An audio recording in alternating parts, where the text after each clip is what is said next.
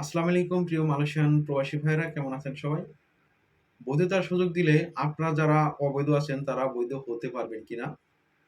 অনেকেই আপনারা ট্যুরিস্ট ভিসায় মালয়েশিয়াতে প্রবেশ করেছেন অন্য দেশ দিয়ে। যেরকম আপনারা ইন্ডিয়া, থাইল্যান্ড, ইন্দোনেশিয়া, ভিয়েতনাম দিয়ে অনেকেই কিন্তু ট্যুরিস্ট ভিসায় মালয়েশিয়াতে আসছেন। তো সেক্ষেত্রে আপনাদের পাসপোর্টে সিল মারা আছে অথবা অন্য দেশের ভিসা লাগানোও আছে। তো সেক্ষেত্রে যদি আপনার বৈধ হওয়ার সুযোগ দেয় সেক্ষেত্রে আপনি বৈধ হতে পারবেন কিনা?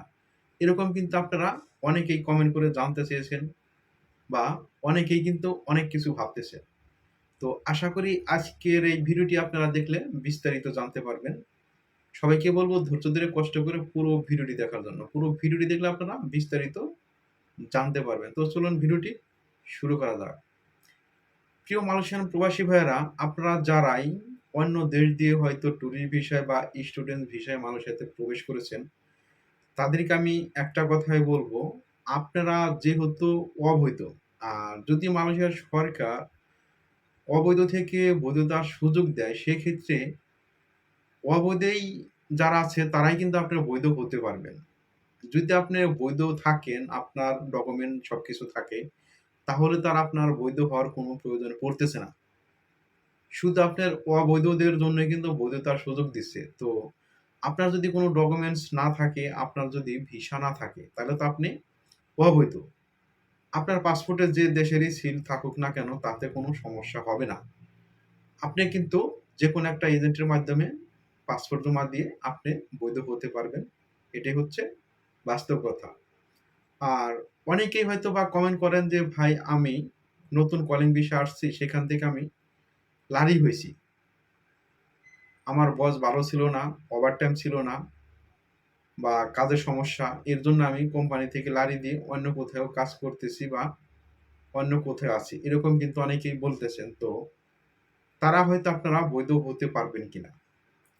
একটা কথা হচ্ছে, যদি আপনার কোম্পানি অর্থাৎ আপনার বস আপনার নামে যদি থানায় কোনো কমপ্লেন দিয়ে না থাকে, যদি আপনার নামে কেস না করে থাকে, তাহলে আপনি যদি ভিসা মাতি হয়ে থাকে, ভিসার ডেট যদি এক্সপায়ার হয়ে যায় তাহলে কিন্তু আপনি বৈধ হতে পারবেন। আর যদি আপনার নামে কোনো কমপ্লেন থাকে, যদি কোনো কেস থাকে তাহলে কিন্তু আপনি বৈধ হতে পারবেন না। এটা কিন্তু একদম রিয়েল কথা। একদমই আপনার নামে কোনো কমপ্লেন যদি অনলাইনে থাকে, সেক্ষেত্রে আপনি ফিঙ্গার দেওয়ার সঙ্গে, সঙ্গে কিন্তু সমস্ত ডকুমেন্ট চলে আসবে।